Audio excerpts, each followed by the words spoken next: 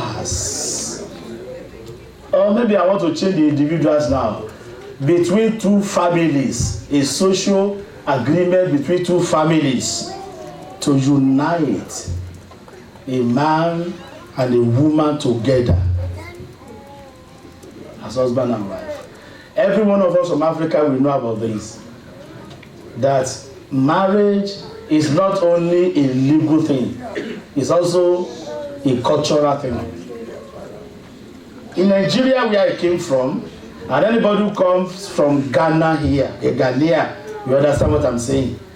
That in these two countries and other countries in Africa, marriage is always between two families and not between two persons. It's not between two persons. So when you are marrying in Nigeria or like Africa or Ghana, it is the two families that are getting married, because they are presenting, this one is presenting his daughter or her daughter, then this one is daughter or her son, and they come together. We are bringing this our son, this our daughter in marriage. So the family head will be there. It's an agreement between families. Then, what is the social definition? The social definition, that is the societal definition of marriage. We will say that marriage is a social arrangement. You think things is changing now? The legal say marriage is a contract. The cultural says marriage is a social agreement. The social say marriage is an arrangement and decision between a man and a woman to live together. So that's why cohabitation is very common in our social context now. What do I mean by cohabitation? Cohabitation means that we can be living together.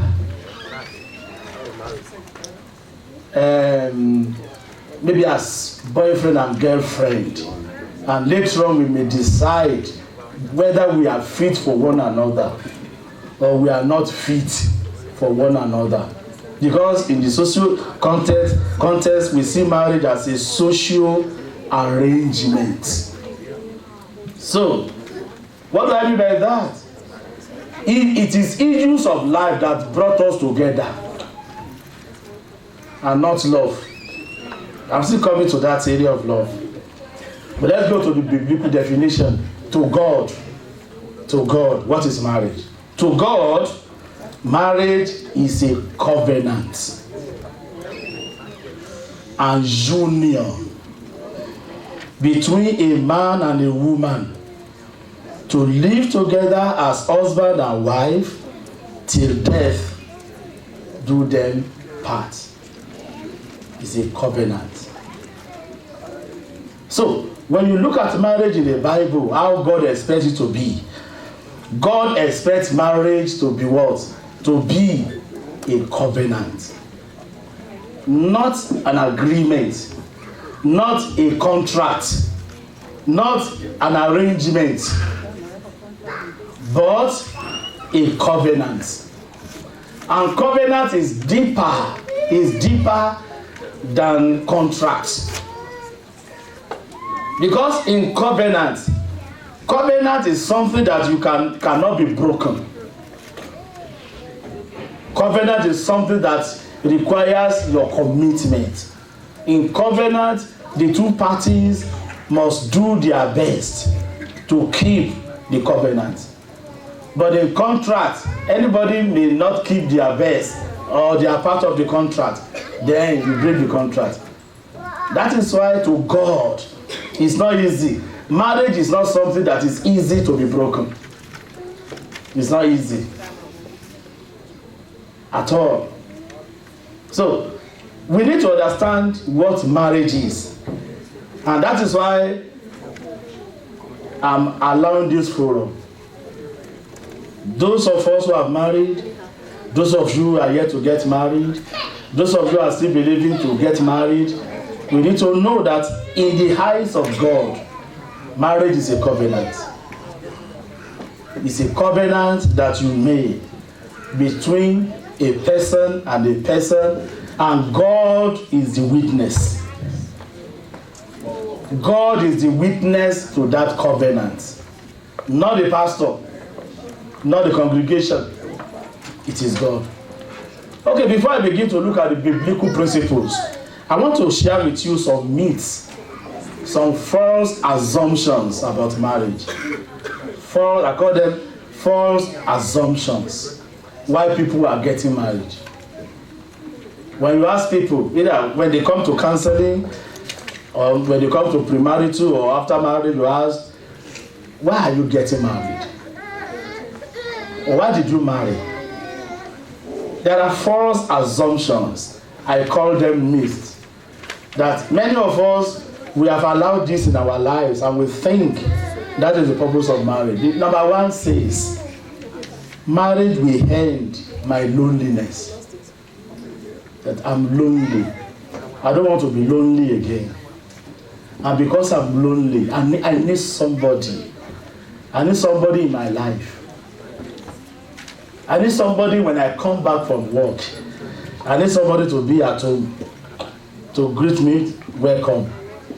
I'm lonely in my room. I'm lonely on my bed. My bed is so big, king size or double size. I'm lonely. Pastor, I'm lonely. I'm dying of loneliness. I just need somebody to fill that vacuum, to keep me warm. That is good, but that's a wrong reason for marriage. Because marriage is not a solution to loneliness. Many of us who have been married now, what happens when you go for night shift? When your husband goes for night shift, are you not lonely at home? When your wife goes for night shift, this is America for you now. Sometimes some husband and wife, they have never slept together in the night for the past 6 months. Because somebody works in the night, the other person works in the morning. You will be lonely. Marriage is not you don't marry to solve your problem of loneliness. And may I tell you today, if anybody, you are still single here and you are lonely and you think the way out is to get married, no. Deal with your loneliness before you get married. Occupy yourself with something worthwhile. Because when you get married, you are still going to be lonely. Unless you want to marry a full house husband and a full house wife. The two of you are what? Full house. Then you won't be lonely. That will be good. And America will take care of you. So you begin to just be multiply and replenish. Let me tell you one thing today. You won't like me. Loneliness is part of life. It's part of what? It's part of life. There's no way. You can't solve the problem. Marriage doesn't solve it. You need to face it before you get married. Get used to it. Do something about it. So that when you get married, you won't be demanding too much from the person you have married. So that you won't tell the person that, hey, but I married because of this. What? No. It's not a solution to loneliness. Number two, some people will say, well, I want to get married so that I will be complete. I will be complete. I will be complete. That, Pastor, I don't feel complete. I feel as if something is still missing in me. I need to marry. I want to be a complete human being. Excuse me. Marriage does not complete, but it complements. Are you following me? You are complete without marriage. You are what? Complete. If you are not complete, you will be in that hospital. Because something is wrong with you. Or you will still be in incubator. You are what? You are complete. It's not marriage that completes you. So some people say, I feel that I'm half. We are not half. It's a psychological lie. So many people believe that I feel I'm not complete. That is why I need somebody to complete me. No, not at all. Because in marriage, listen very well, you are not completing your husband. You are not completing your wife. You are complementing him. You are complementing. It's a complement, not completing. There is difference between the two. Completing means that without you, he can never live. Or without you, she can never live. No. Complementing means that you need one another. You help in this way, he helps in this way. This is very, very important. Number 3, people say that marriage will make me happy.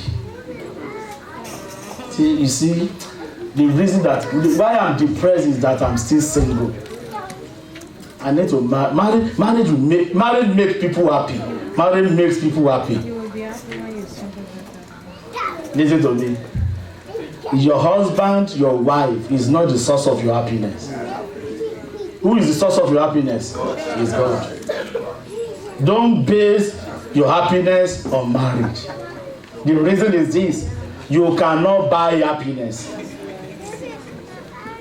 If marriage is the source of your happiness, then you can buy a man or buy a woman so that you will be happy. Your personal happiness must come from within you. Within you. You must be the source of your happiness. Though the person you marry can complement, but not the source. God is the source of your happiness. Number 4, people say, well, if I get married, I will lose my freedom. I want to be a free guy. I want to be a free woman. Marriage is like a bondage.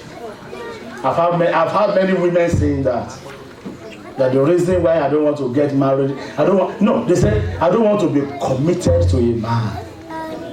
Because if you are committed to a man, it's like you are under a bondage. You are no more free.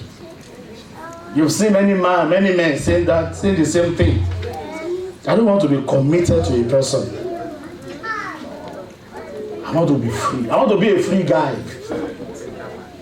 Because in marriage you lose your freedom. No. Marriage is not a prison. It's not a prison.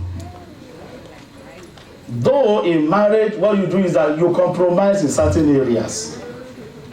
You compromise in certain areas so that you can enjoy your marriage. Not that you are in bondage of that person. No. You still retain your freedom, but the only thing that you compromise is give and take. So don't think that when you get married that you are entering a bondage and you are not free again. Freedom from what? What do you want to be free of again? Because you are going to become one. So people will say number 5. If I can marry him or her, it's going to change. It's going to change. And people will say, maybe your parents are telling you, don't marry him, don't marry her. Maybe your pastor is telling you, that man is not the right person for you. That woman is not the right person for you.